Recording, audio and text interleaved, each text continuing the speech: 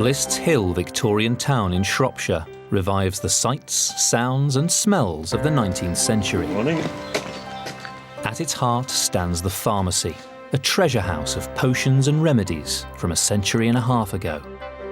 Now, in a unique experiment, historian Ruth Goodman, Professor of Pharmacy Nick Barber and PhD student Tom Quick have opened the doors to the Victorian Pharmacy, recreating a high street institution we take for granted, but which was once a novel idea.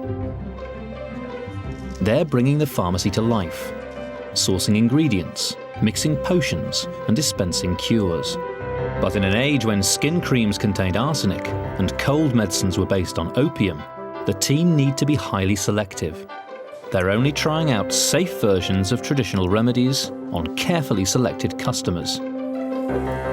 Whoa. The start was like the Wild West. People didn't know what was good and bad. Get a bit of speed up. Oh, there we go, yeah. The pharmacy was something that affected everybody's lives in one way or another. They're discovering an age of social change that brought healthcare within the reach of ordinary people for the very first time, heralding a consumer revolution that reached far beyond medicine to create the model for the modern high street chemist as we know it today.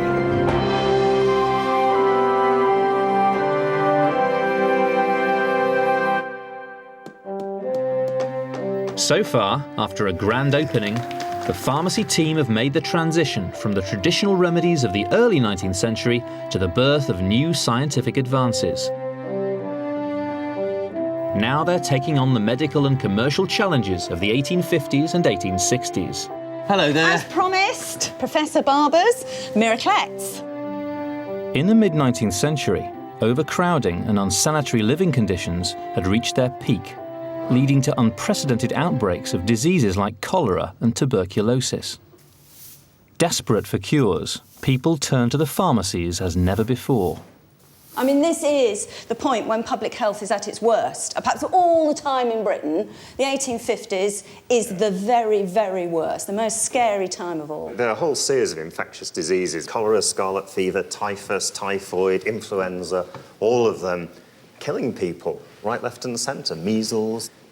What you get as well is a sort of a new fear. It must have been a really scary time, actually. Yeah. And you'd just reach out for anything, wouldn't you? Anything that offered any sort of hope. With medical science struggling to provide viable treatments and people looking for miracles, new commercial opportunities beckoned. People were really worried about these diseases and they were prepared to spend money. The pharmacy is a business, so there need to be medicines which either cure or believe to cure the diseases which are there. In the spirit of experimentation, they developed creative new remedies for the health crisis, one of which aimed to solve everybody's problems in one go. Cure-all medicines. Do I need to have separate medicines for each of those things? No, we can come up with a cure-all, which is going to make you better whatever's wrong with you almost. They addressed the public's fears and brought people clamouring to the pharmacy. It's got to solve people's problems, really. They were seen as a viable means of treatment. The team are going to make their very own Victorian-style cure-all. Ruth and Tom are setting out to determine the level of customer demand for their product.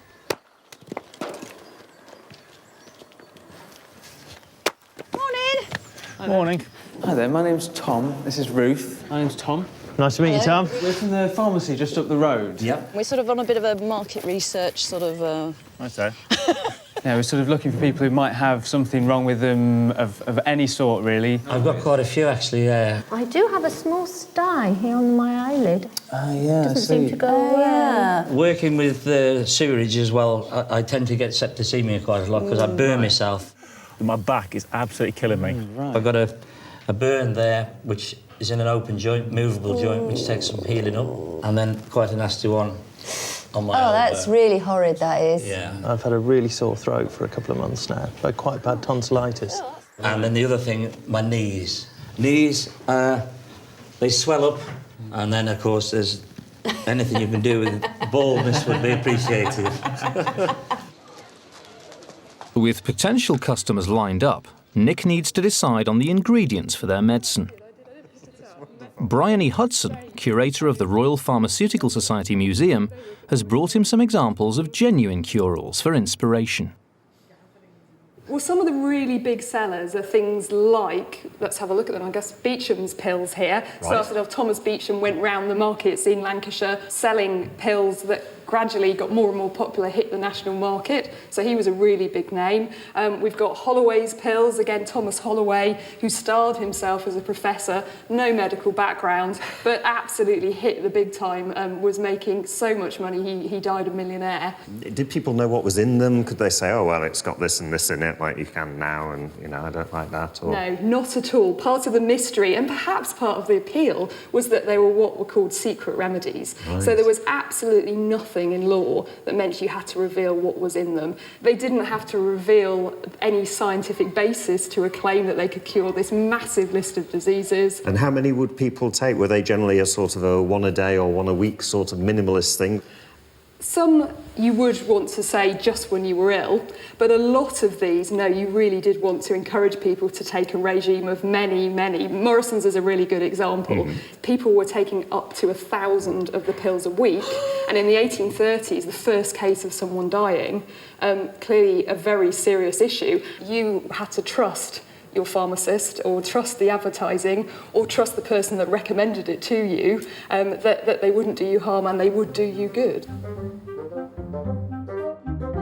Ruth and Tom are making headway, gaining trust from their potential customers. We're coming up with a kind of concoction, aren't we, that would have been considered a cure-all. They're a sort of medicine that would cure a whole range of things. I certainly think that these pills should, well, they're certainly designed to help you. Everything. Be a general tonic for the body, Yeah. so yeah. Would you be happy taking them? Yeah, give them a go. Yes, that would be great. Great. Okay. I'm willing to try everything. Well, if you can stop it growing out of my ears and up my nose and put a bit on my head, that'd be lovely. With a growing number of ailments to treat, Nick wants to find an authentic formula. Fortunately, although these remedies were secret at the time, a book was later published by the British Medical Association revealing the hidden contents of popular cure-all brands. So this is Secret Remedies. What they cost and what they contain. Exactly. So what they were aiming to do really did sort of spelt out on the cover. A lot of them have things like senna, aloes, licorice, rhubarb, that sort of thing. All right. Most of them were laxatives, and so they did have an effect. And people would think it's working because I can Exactly. feel there's an effect. One example, the wonderful title Pink Pills for Pale People, which is great. They were claiming, as with all of these things, they could treat a really wide range of diseases. Really like one of the adverts that says that the dark days of dyspepsia. Dr. Williams' pink pills go to the very cause of the mischief. If you look at the ingredients, nothing particularly worrying. Certainly got licorice in there, got sugar in there. Yeah. Along with sulfate of iron and potassium carbonate, but I don't think anything that would have done anyone great harm. No, or great good either, for that matter. Today, it's hard not to be sceptical about the ingredients of cure-alls, but in the mid-19th century, many people genuinely didn't know any better. There was little scientific understanding of the cause of disease.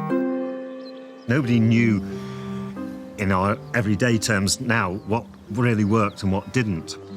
Through into the middle Victorian times, people believed that infections and disease often came from decaying matter, and that this raised up an invisible gas, which they call a miasma.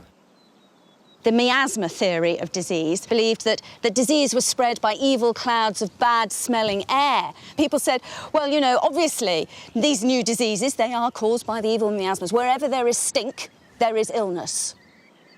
And they believed it was the same miasma for everything. So it was the same one for cholera as influenza, but your body, your constitution would react to that miasma in a different way. And that's what would give you the disease state. If they had a bit of flatulence or a bit of diarrhoea, they didn't know whether it was the start of cholera or not. So that's when they'd take their cure-alls. They'd take it to nip the disease in the bud and stop it progressing. With their thinking rooted in false scientific theory, pharmacists were inadvertently misleading the public. Pharmacists in the 1850s are somewhere between sort of the quacks on the one hand who are just out there selling things which they knew were were pointless, and the scientists who were researching things, and they'd be selling things which people believed would work. But they had to make a living out of it as well. The pressure to make money was very real. Records show that in the middle of the 19th century, about 100 pharmacies went bankrupt every year. Shops opened 6 days a week, often from 8 a.m. to 11 p.m. The staff worked even longer hours, preparing the shop in the morning for business and catching up with the day's prescriptions and accounts at night.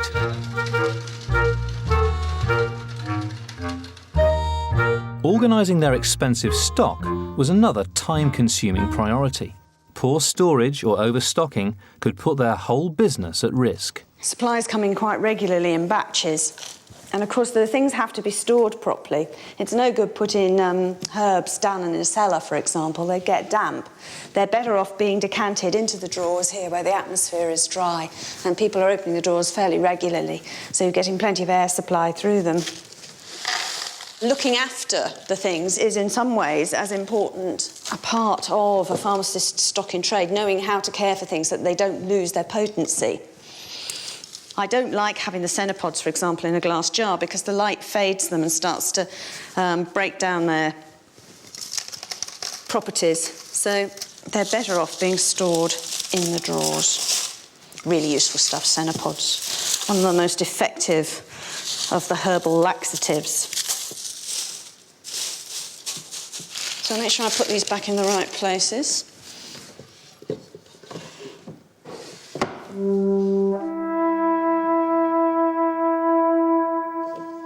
I really love this, having loads of stuff all stashed up. It's really sort of, I don't know, the magpie in me. And of course, should I get ill, everything I might possibly need is here.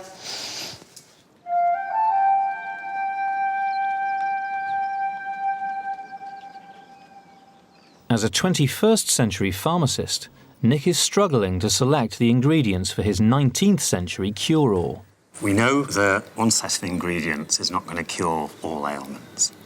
So what I've got to do is put my modern knowledge behind me and try and find something which is authentic, which will have an effect on the body, but also we need to make sure it's really safe.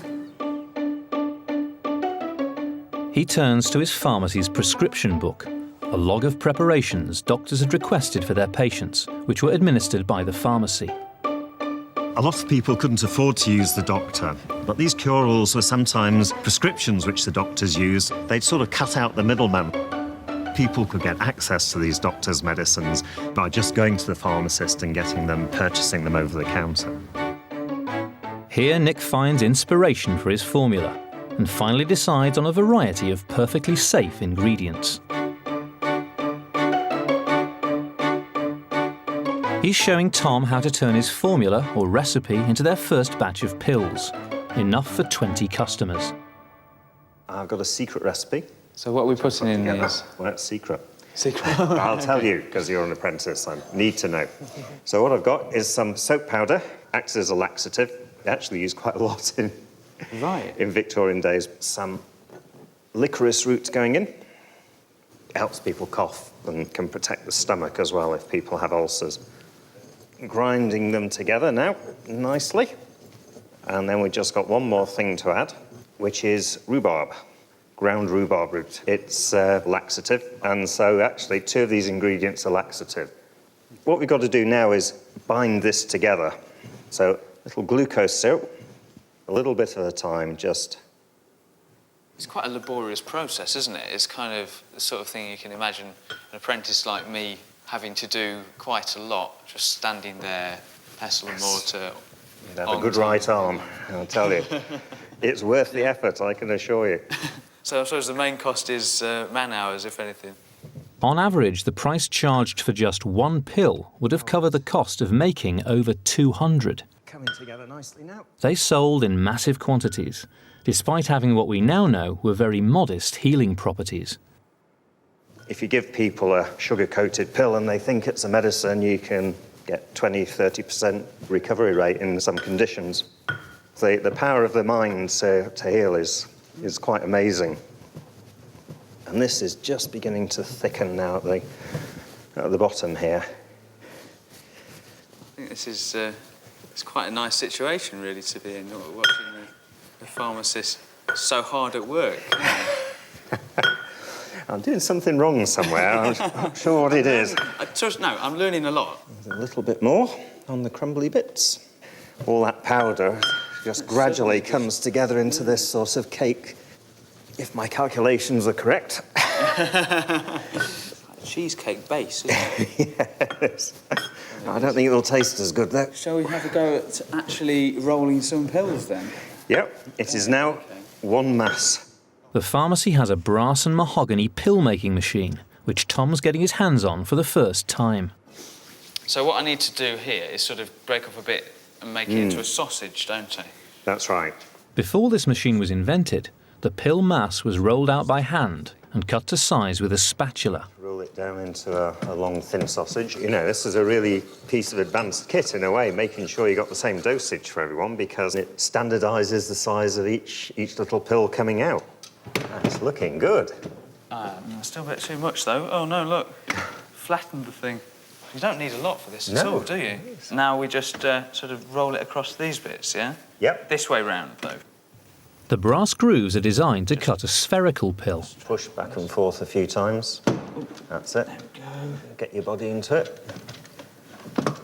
And we have lots of kind of slug-like pellets. Try and make them look a bit better with this pill rounding device. They do look horribly like rabbit droppings. I think we needed to have slightly stickier pills. Appearance was key. They had to look like they were going to work, even if the main ingredient was soap powder. Some pharmacists even coated pills for their wealthier customers in silver leaf to increase their desirability and their price. How many thousand have we got to make? So if we're doing 50 pills in a box, and a box a week for a patient. Right, 20 people. 20 boxes a week. So that's 1,000 pills. We've just nearly done 50. As apprentice, it'll be Tom's job to make the rest of the pills. It'll take about 3 days to do it.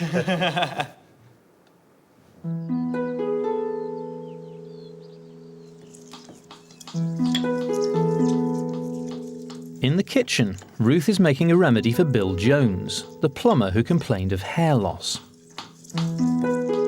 Herbalist Eleanor Gallia has come to show Ruth how to make Macassar hair oil.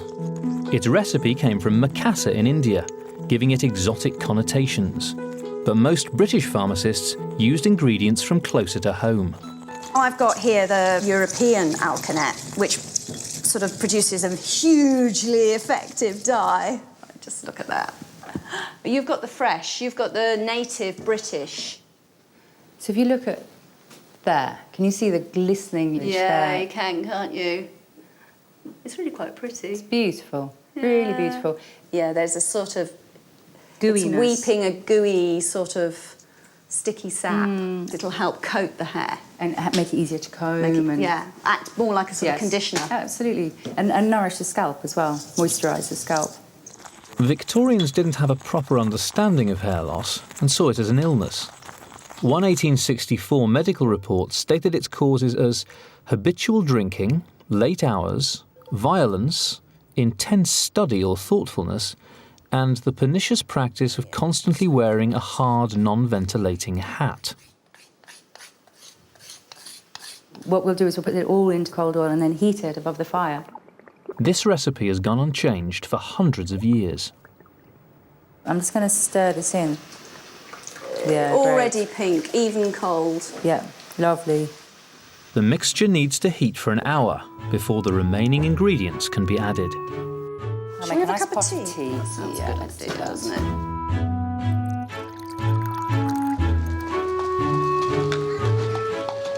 In preparation for the launch of their cure-all pills, Nick is drafting a poster.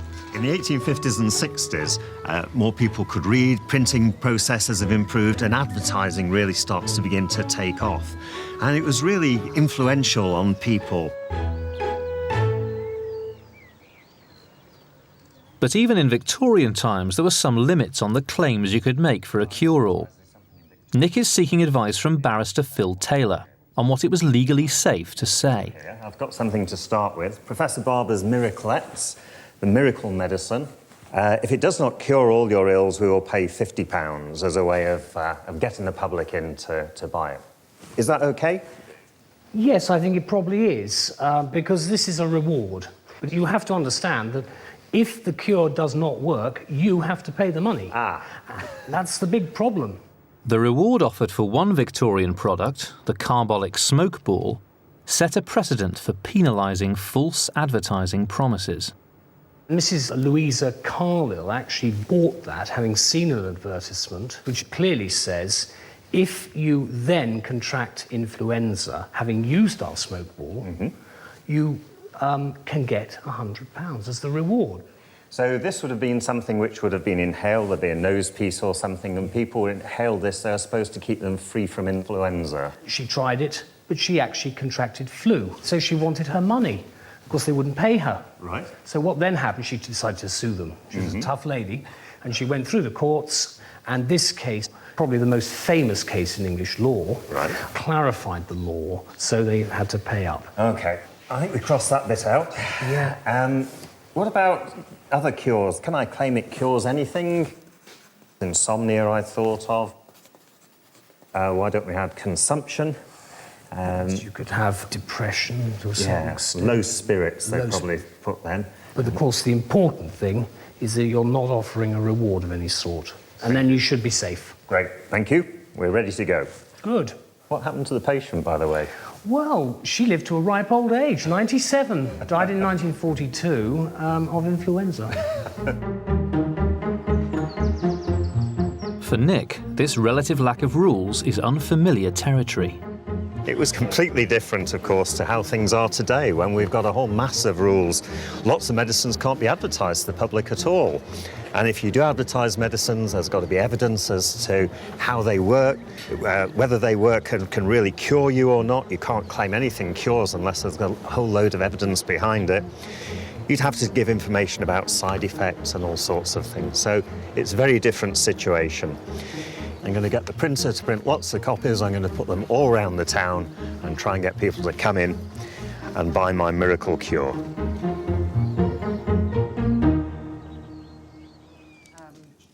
In Ruth's kitchen, the Macassar hair oil has heated through. Okay, that's been boiling, hot, hot, hot, hot. Lovely. Fantastic colour. Beautiful. Look at that colour of that. Eleanor has an old trick up her sleeve for blending in another ingredient, cleavers. You get your cleavers. I picked these this morning. So your first row goes up the way. Your second row goes across the way. So basically you're weaving. And they all want to stick together anyway, don't they? So to make a mat sort of thing, that's sort of pretty much what they've got in mind by themselves. Yes. It's a sieve. It's going to make a really nice filter. Yeah. But at the same time, we're pouring hot oil through it. So that's going to draw some of the contents of the cleavers into the liquid at the same time, isn't it? So, in a sense, by making a sieve of it, you're sort of killing two birds with one stone. And then we pop that in there. It does smell good, this. And we haven't even added the perfumes yet. We haven't added the perfumes.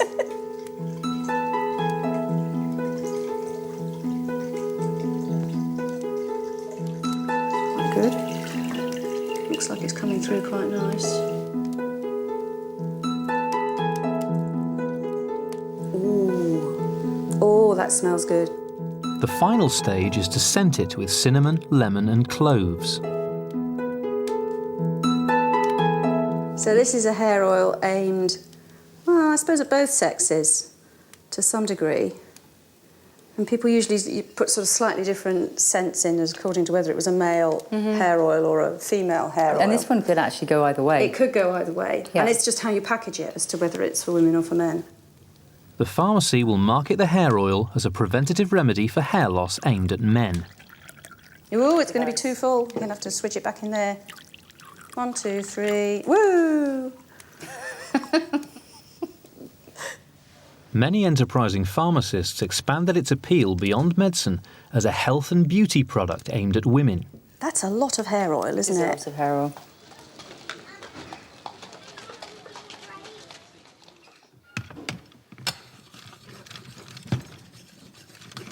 Tom's been busy pill making, one of the many chores an apprentice would have carried out for his master. The apprentice would be a really important part of the chemist and druggist during the 19th century. Not only are you doing all the dog's body work, but you're actually a source of income. You wouldn't be paid by the pharmacist. Your parents would actually pay for you to learn off them. You'd join this place at 14, so you sort of looked after as a member of the family in a way. Of course, it's not a normal parent-son relationship, because actually, you've got to work really hard for your living. You know, it'd be a tough life.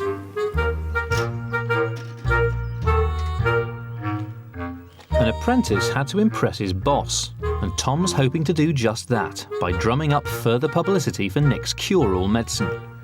He's drafted in engineer Chris Hill to help him put together a promotional stunt.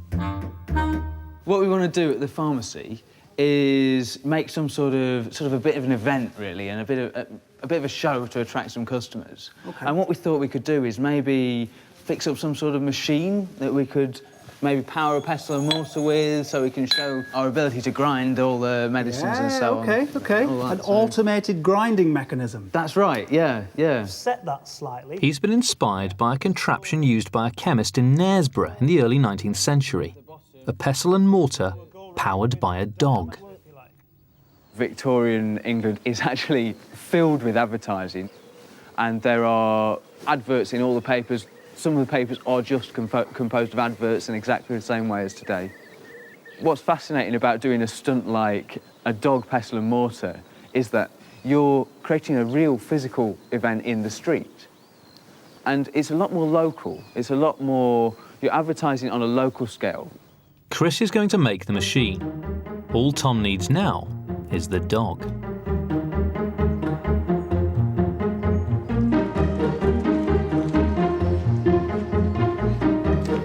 Morning. It's time for the first marketing push. Nick's claims for his cure-all have been put into print. I can feel them working already. The first batch of Professor Barber's Miraclettes is ready for delivery. Morning, Ross. Morning. Have brought you something. We've got some special pills for you. Pharmacies, of course, are a business. We have to make a living. We've got these miracle cures for you today. And that means getting in touch with your local community. Hello there. As promised, Professor Barber's Miraclettes. Thanks very much. It means finding the products that they want to buy. We'll see if it sorts out your back. It should certainly clean your blood, if nothing else. Clean your blood, right. Sure I need a bit of that. And you'd have to project an image that was enormously trustworthy and deeply convincing. I have my doubts. Really? OK. Do you know what's actually in it? With the best will in the world, it's not going to cure everything, is it?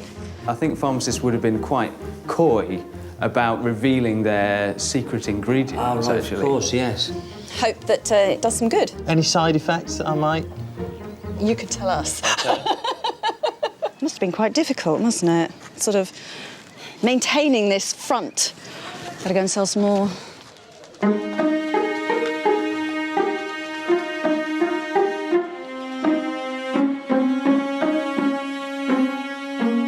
The Victorian public may have clung to the hope that cure-alls would provide miraculous results, but they'd be of little help for people suffering from the most serious disease of the day: cholera, a waterborne infection whose main symptom is violent diarrhoea. Cholera was an appalling illness because they were just shrinking and wizening and dying from dehydration, ultimately. With major cholera epidemics in 1849 and 1854 claiming the lives of almost 100,000 Britons, the race was on to stop the spread of the disease. But at first, they didn't even know about germs. A fundamental breakthrough in medical science came in the 1860s, when the existence of germs, the invisible causes of disease, was established by scientists like Louis Pasteur. A number of researchers, and particularly Pasteur, said this is actually tiny animalcules, as one of them called them, tiny little organisms which they could begin to see under the microscope and which affected people. Now that they understood that germs existed, they could develop products to kill them. In a consumer revolution, the public finally gained access to effective methods of preventing disease. You begin to find for the first time that products are being advertised as antiseptics, as disinfectants, things to kill these newfound extremely dangerous germs. Things that might have been there anyway for different reasons, but now were being recognised and valued for their germ-killing properties. The first chemical to be used as a disinfectant was carbolic acid, previously used as a deodorizer to mask the smell of raw sewage. Delighted with a new use for this previously undervalued chemical, enterprising pharmacists were quick to create a vast new range of household cleaning products.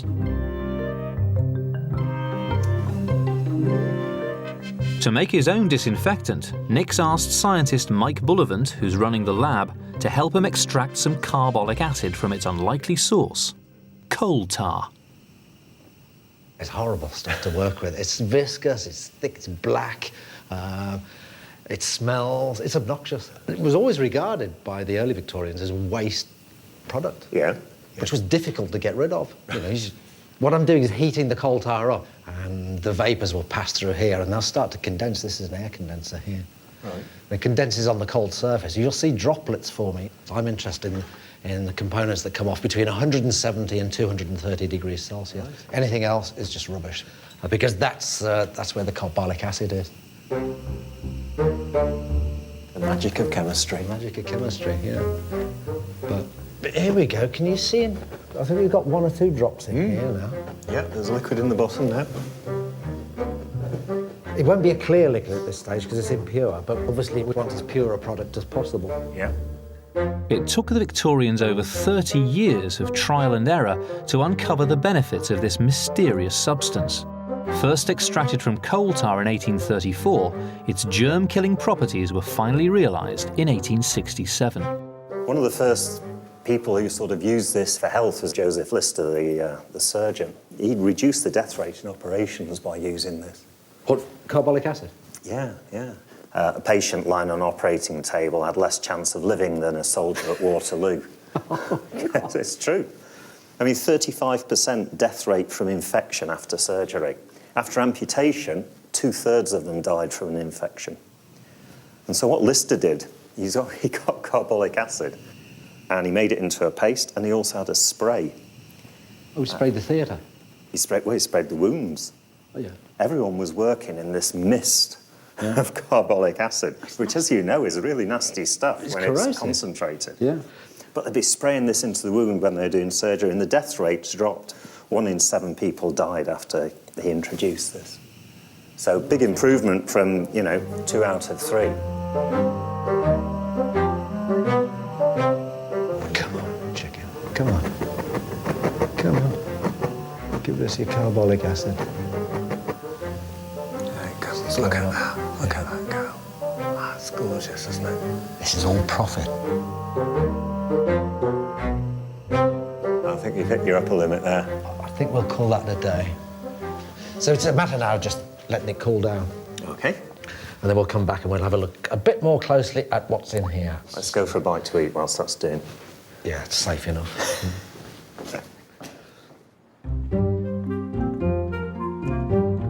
The shop has a new customer who's in search of a cure. Local council worker Maria Morris has a bad back. It's mainly across the shoulder blades. I've had physio in the past, but it hasn't really done a lot. So it's sort of muscle? It's yes, mainly between the shoulders. Blades. Yes. Yeah. Well, I think in the Victorian period there would have been several options available to you. There would be all sorts of creams and things you could have rubbed in. Right. But there was a brand new treatment that you might be interested in. Tom? Yeah? Have you got that electrotherapy machine? Yeah, just here. He's quite into this, so... Oh, right. Boys' toys, isn't it? Yeah. So here we go. And this little contraption would be designed to give you an electric shock. Oh, right. To electrify your muscles. Invented in 1862, this precursor to the modern-day TENS machine was the height of technology. Pharmacists either charged money to use the machine or offered it for free to draw people into the shop. Does it actually work? Well, there's plenty of evidence to show that it works in pain relief. However, the main body of 19th century use for it is not for pain relief at all, so not really for things like your back. No. More for conditions associated just with being female. Oh, right. Hysteria. Oh, right, yes. Your womb would get out of control and sort of cause you to go mad. The idea of shocking you in some way to cure your hysteria would so any sort of mental unhappiness or distress that a woman was suffering, or that other people thought she was suffering, could be, therefore, cured by electrotherapy. Although there were a number of patients who were coming for the same problems that you're experiencing. Oh, right. So shall we give it a go then? Yes, definitely. So, are you all right there? Yes. You sure? Yes. OK, here we go. Give me a shout if it gets too much or anything, all right? Yep. All right? Yeah, nothing. Nothing. Let's try a bit faster. No. OK. Right, go on as hard as possible. Nothing. No. Doesn't look like it's going to work, does it? Right, OK, shall I have a go? If I just do that, then try as fast as you can. Box down. Don't think he's... Oh, dear. Right, OK. Nothing. We're going to have to maybe take this away to the workshop. Yeah. Oh, that's a bit disappointing. Yes. Haven't we got anything else electric? The pharmacy has one of Dr. Hoffman's electric brushes, which claim to cure everything from skin disease to paralysis. It's got like a zinc plate on the back. So you'd soak that in acid, wouldn't you? Yeah, and then that's copper. So it's sort of working like a battery. How rough is that brush, though? That is rough. That is rough, isn't it? It was important to Victorians to feel an effect in order to believe a remedy was working. I mean, I don't think you were supposed to do very much with it. I think you were just supposed to just gently, and it's why, you see, so in order to carry the charge. Yes. So you'd be sort of like doing a sort of tingly stimulation all over the surface of the skin, a body brush. It's amazing, isn't it? It doesn't look to me like electrotherapy is going to work for us today for you. I'm really sorry. We do, however, have a very good line in liniments. We've got some really good ones, haven't we? I'll go and see what I can find. Thank you very much.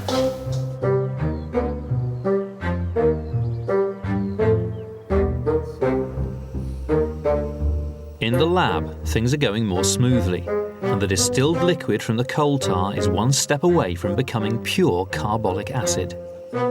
Once the temperature starts registering 180 to 183, I know that's pure carbolic acid coming over. Well, the chances of two things being in there that boil at the same temperature are slim, so we assume it's carbolic acid. It's 181. Here it comes dropping through. 181, which is smack on the boiling temperature of carbolic acid. It's nice and clear, isn't it? Chemicals that kill germs became so popular that many over-relied on them, neglecting the importance of basic cleanliness. Lister, the surgeon, didn't believe in hygiene. He believed that carbolic acid did it all. He was filthy. And he had a blue frock coat, which he used to do dissections in of dead bodies. And he'd also do his surgery in the same coat. There's another movement who believed that hygiene was the answer. Yeah. And they were just having clean, open wards and making everything washed and so on. Keeping the windows open. Yeah, and their death rate was much better than Lister's. They got it down to 1 in 50 dying. He ignored them for a long time until it was so clear that their method was better, and he said he'd thought about that all along. But it's a bit like what's happened recently in hospitals. You know, we've trusted chemicals so much, people had sort of forgotten about the importance of hygiene. Nick will dilute the pure acid to turn it into a saleable cleaning product. I am a happy bunny, because can you see that? I think we'll leave it at that. There is our carbolic acid. Beautiful. In a boiling tube over there, there's some of the material we started out with earlier on. Coal tar. Wow. So we've gone from that to that. Wow. Magical, isn't it? Yeah. Amazing difference, yeah. I'm going to dilute it down, and then we can sell disinfectants as well. This is going to be your best seller, mate. Thanks very much.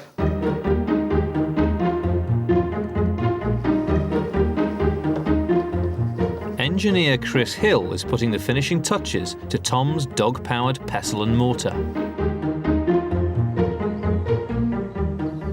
Hey, Chris. One small dog. All right? Up until the mid-19th century, a breed of dog called a turnspit was often used to turn meat on a spit over a fire. The dog pestle and mortar is an adaptation of that technology. Hopefully, all we need to do is get Tilly to move a little bit.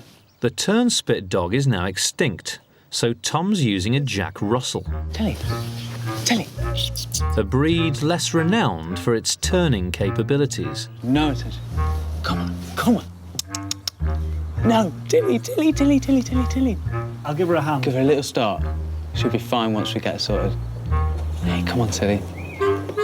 There we go, look at that, she loves it. Oh, actually, she could get used to that. Look at the pestle going round. She's almost doing that by herself.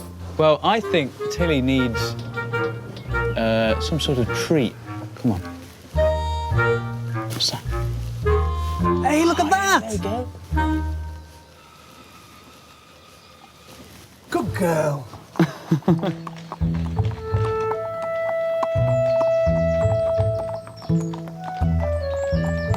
Animals played an important part in 19th century commerce. Despite industrialisation, most local transportation was still horse-driven. Many people still relied on livestock to make a living. With the veterinary profession in its infancy, animal health provided pharmacists with a lucrative sideline. If your livelihood depended on the horse as it did for the farmer, and your food supply depended on the animals as well, then clearly they wanted them to be healthy. Horseman Steve Ledsham has asked Nick if he can provide something to soothe the aching muscles of his Shire horse, Casey. Luckily for Nick, there was little distinction between animal and human medicines. He can use the same chemicals and techniques as he would in making a human remedy. The way they think about animals' bodies is the same as what happens to humans. A horseman would demand something that was similar to a medicine he'd applied on himself.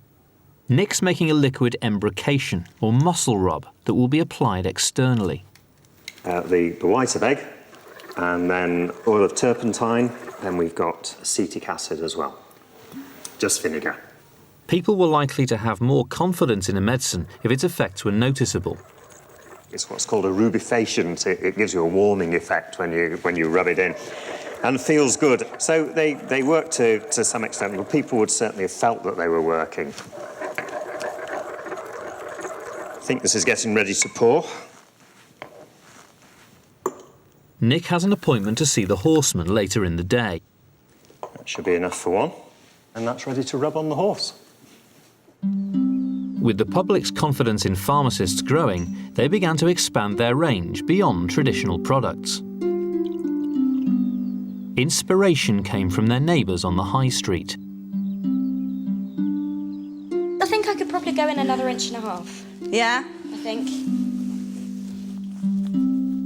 In the draper's shop, Ruth is helping her daughter Eve with a new corset, a source of several marketing opportunities for a pharmacy.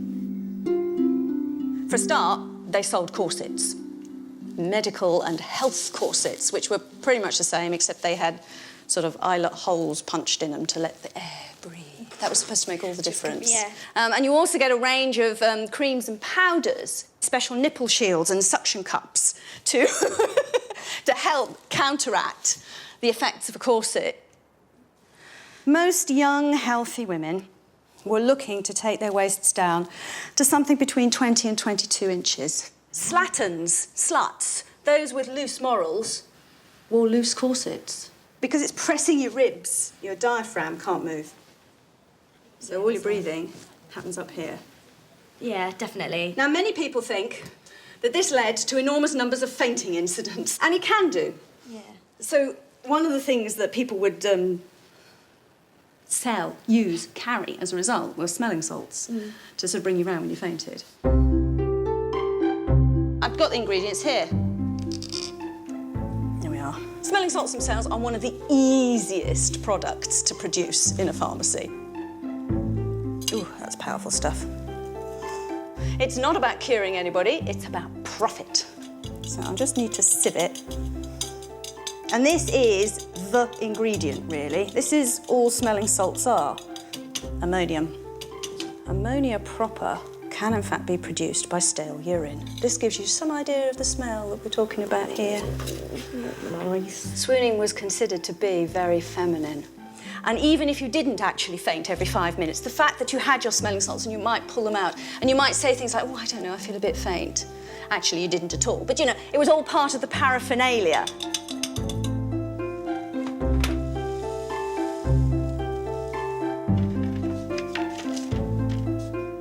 Rather than filling up that whole bottle with liquid, I'm basically going to fill it up with liquid impregnated sponge. So yet again, a bit cheaper. For quite a long period of time, policemen actually carried smelling salts so that they could deal with women who'd fallen down in the street or fainted. So, you know, as part of your equipment, truncheon, whistle, smelling salts. Now, most smelling salts had essential oils or something in them to just make it all a bit nicer. This is oil of lavender. And give it a really good shake.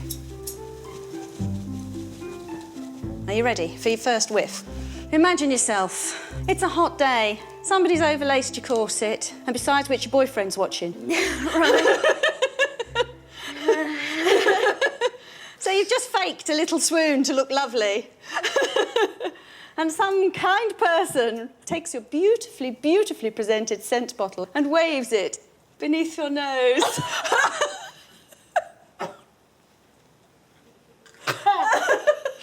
Yeah, that's the right effect. Oh, that's horrible. It's like smelling a badly cleaned toilet. However, somebody has sprayed some lavender all over it. The link between well-being and the proper fitting of corsets saw what had once been solely a fashion accessory become the preserve of the pharmacy.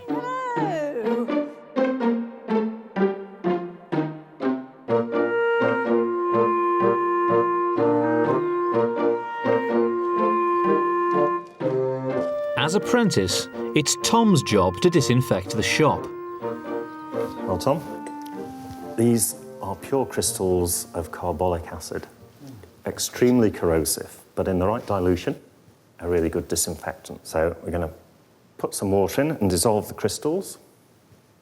It's a really powerful smell. You can feel your eyes running a bit already. You can see it dissolving. And so what we'd be doing before we sold this was adding some more colourant, I think, just to keep it safe so people knew it was disinfectant. And also it shows you it's not just water, you can't mistake it for water. You don't want to sort of try and quench your thirst with this stuff, do you? Absolutely, you'd be in hospital very rapidly if you did that. This is still very strong, and so we're going to dilute it down to about 3% solution. We're just about ready to put it into something bigger, and then that's something which you'll be able to add to a bucket. Right. And then you can get on with your chores as an apprentice. Oh, so we're using it in the shop to show that you're cleaning the place as well. That's right. Hygiene was one of the most important things to come out of this understanding of germ theory. And so we need to be seen to be doing it as well as actually doing it. Right, should I go and get to work then, I suppose? Absolutely. All right. Earn your keep, get on and do some work.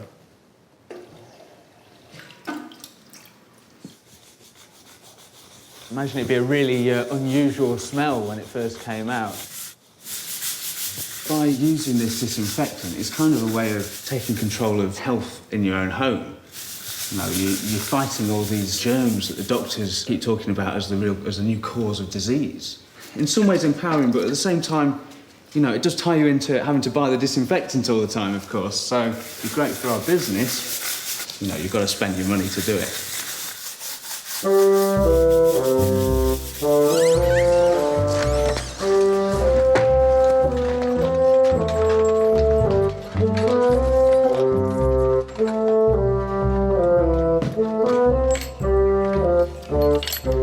is keeping his appointment with horseman Steve Ledsham to apply the muscle rub to his horse.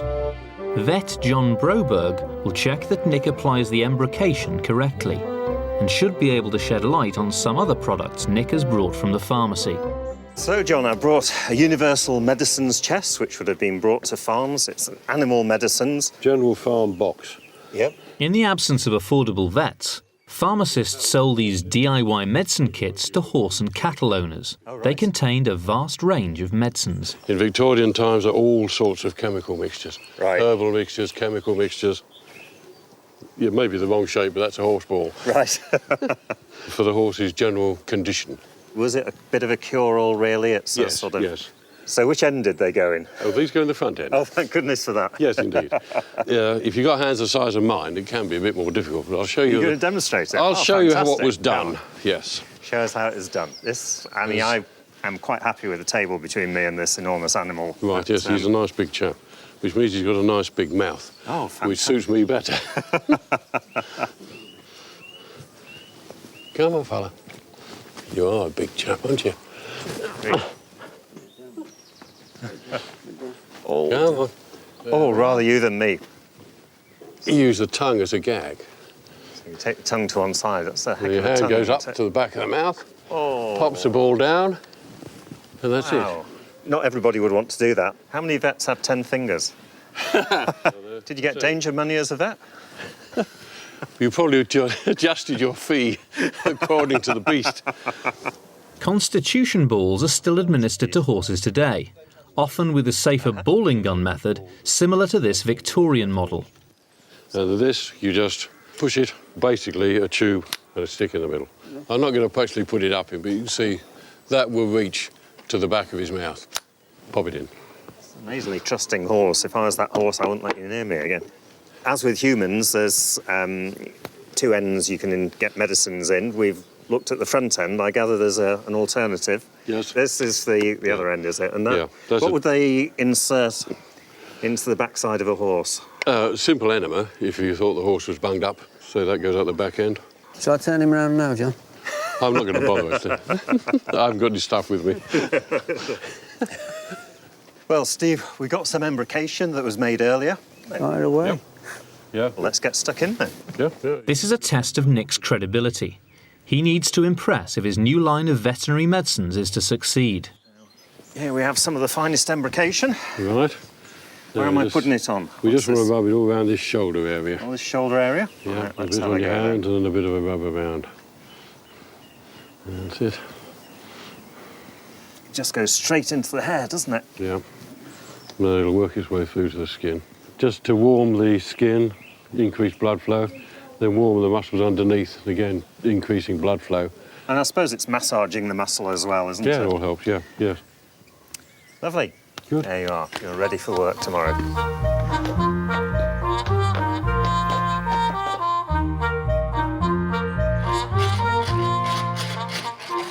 Having finished his cleaning duties, Tom has returned to electrotherapy. He's changed some parts around and uncovered the problem.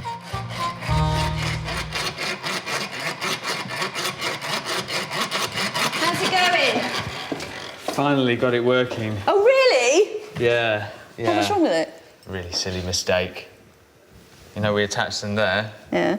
Well, it was the wrong one. This is to that one. Yeah. Oops. Yeah. Do you want to try it? Yeah, go on. Hang on. What do I do? Hold them Hold in it each tight. hand? Make sure you hold it tight. OK, go on. And tell me if it's too...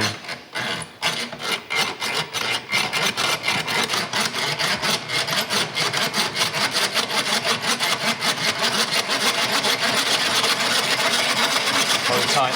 I am. Really?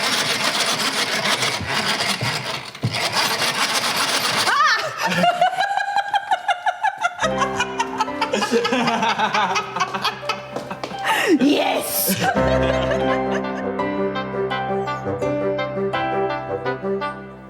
By the late 1860s, huge advances in the scientific grasp of illnesses enabled the pharmacy to come up with products that didn't just claim to cure, but were actually proven to kill germs dead.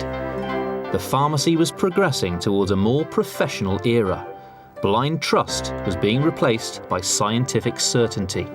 What's been amazing is the growth of scientific knowledge during this period and how the chemists and druggists have picked it up and been applying it. Start of the 1850s, you know, some of them were borderlining on quackery, really. They didn't know what they were doing, but the chemists and druggists have taken their knowledge, been able to apply it to their medicines and really begin to make things which are much more likely to work. That feeling of giving a customer a product you really believed worked must have been great. I imagine that many pharmacists felt a real boost of confidence, you know? A slightly stronger position in the community, and that must have helped them to expand out into a whole new range of products. But one thing the Victorians understood above all else was that no matter how great the advances of science and medicine, the best way to draw a crowd was good marketing. At last, Tom will reveal his newfangled marvel, the dog-powered pestle and mortar, giving Nick a chance to catch up with his cure-all customers.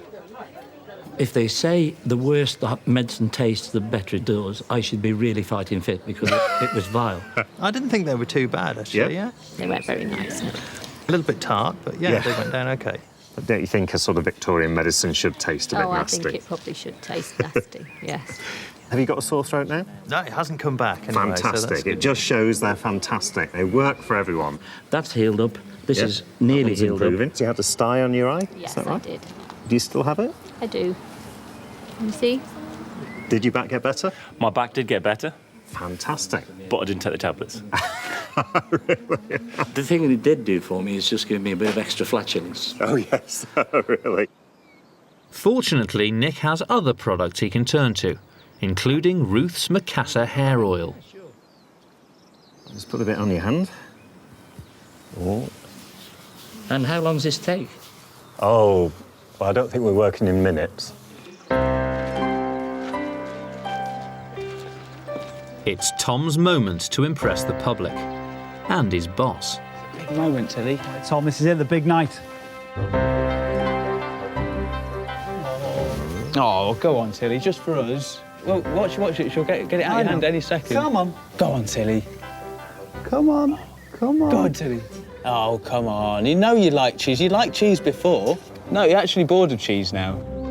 Don't want any cheese. Tom's first PR stunt has drawn a crowd. And the pestle is finally turning.